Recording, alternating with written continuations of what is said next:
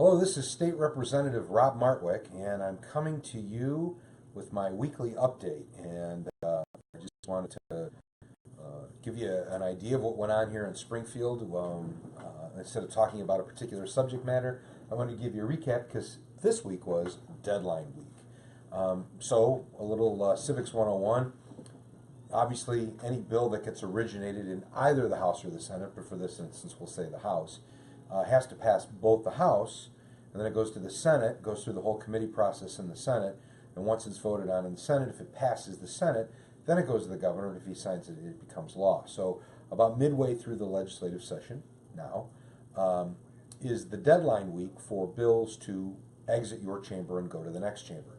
So it's a busy week. We vote on a lot of bills. We spend a lot of time in the chamber, a lot of time bouncing around between committees as last-minute amendments are filed to bills in an attempt to get them passed. I passed 5 bills this week, so it was a pretty busy week for me. But I wanted to give you a little bit of a flavor of some of the highlights that went on. So there were hundreds and hundreds of bills that got passed this week.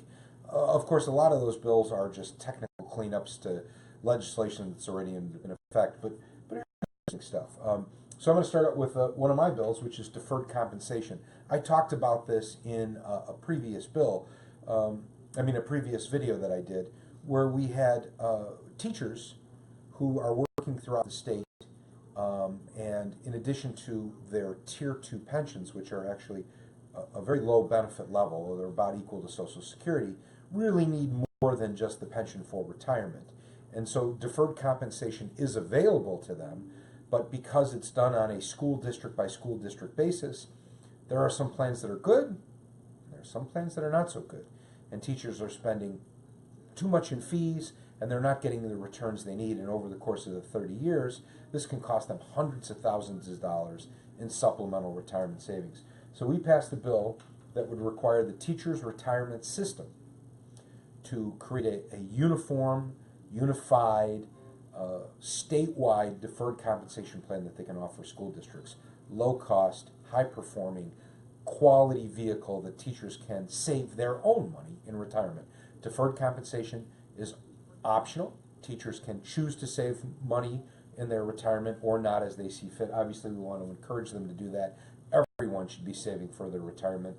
This gives teachers a quality option. So I was very happy that that bill passed today unanimously in the House. There was a bill up on human rights. So Illinois, by law, when we passed our human rights statute that prohibits discrimination based on race, gender, religious affiliation, whatever, that law only applies to employers who have 15 or more employees.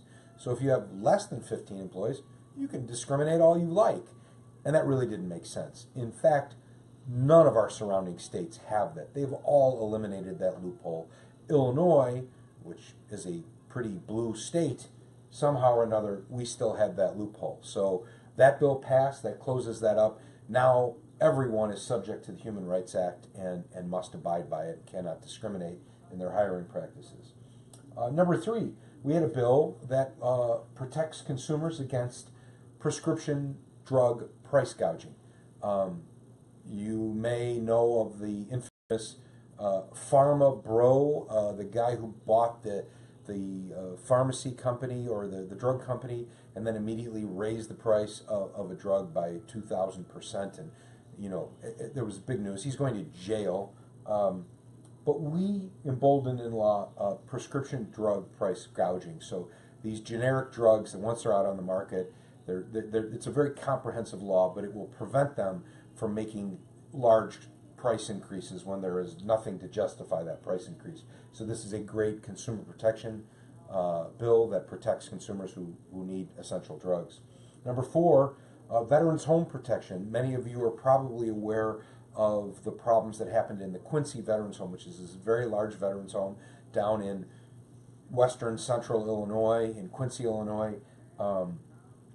Our veterans home down there had a Legionnaire's outbreak. Legionnaire disease comes from this Legionella bacteria, which is found in the water supply. So in the water system of this veterans home, 13 people living in this veterans home died. It's been a huge scandal. It's been the handling of it has been completely botched by the governor's office. We passed a bill that will at least ensure that anytime there is any sort of disease outbreak at these homes, that there is a process for quick notification to family members of the people living in the veterans' home. That's the least we can do. It's what should have been done with the Quincy Veterans Home. Now it will be in law that is required. Number 5, a prohibition on offshoring, and you see I have offshoring in quotes. That's a term that we use down here. One of the things that Governor Rauner did, he promised when he came in he was going to make all these cuts to his staff. Really what he did was he used this little trick in Illinois government that allows him to place the people that work directly for him on the staffs of other government agencies. So we've heard from all these government agencies, and they have all these governor staff people, and they're paying for them, which means they can't pay for staff to run their agency. And it's a way of hiding the salaries and making your office look like it's running lean and mean, when in reality Governor Rauner is spending way more on his executive staff than Governor Quinn did. It's wrong, and it's not transparent, right? We should be able to know exactly who's working for the governor. So this would prevent other agencies from hiding governor staff on their payroll. Offshoring prohibition. This is a good government transparent measure, so I think it's great. Finally, number 6, foster care scholarships. This is just a good one, good for the heart. We have foster kids in Illinois. This makes sure that if foster kids are eligible, that they can have their tuition at a state university waived. Any kid living in a foster care has already got challenges ahead of them.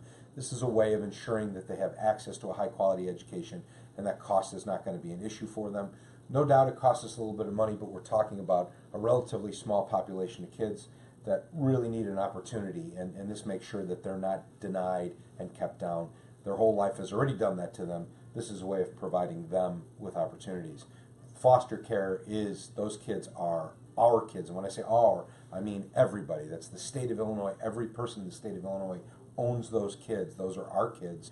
We're responsible for them. This is a way of ensuring that they have access to a quality education if they can get there. So these are kind of the big bills that passed. I passed some bills regarding Chicago police and fire pensions that I think are important. By some weird quirk in the law, Chicago police and Chicago firefighters, their cost of living adjustment is substantially lower than any other pension system in our government, at 1.5% simple COLA, while some pension systems get a 3% compounding COLA. Every few years, the legislature moves their 1.5 simple COLA to a 3% COLA, but only for a small group of employees, and then they come back a few years later and do it again, come back a few years later and do it again. To me, this was nonsense. I passed a bill. We'll see where it goes once it gets to the Senate, but the idea was to make this transparent. Just take our first responders, the people that are putting their lives on the line to keep us safe, and say to them, you deserve a 3% simple COLA. It's not a compounding COLA, it's a simple COLA, but you shouldn't have to come hat in hand begging for the same COLA or less than a lot of other government employees are already getting. It's the right thing to do, so I passed that bill, and we'll see where it goes in the Senate. So that's kind of it for the week. Those are the big highlights. If we had a couple hours, I could tell you about every bill that passed, but I think you'd probably all turn off by then. So we'll end it here.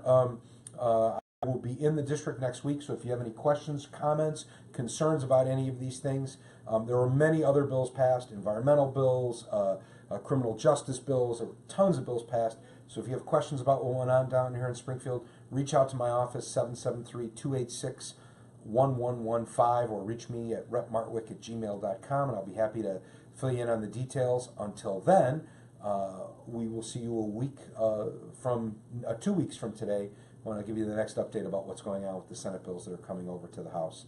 So thank you for watching, and until next time, I'm Rob Martwick, State Representative, and I appreciate your involvement and your comments, and keep them coming. Thank you.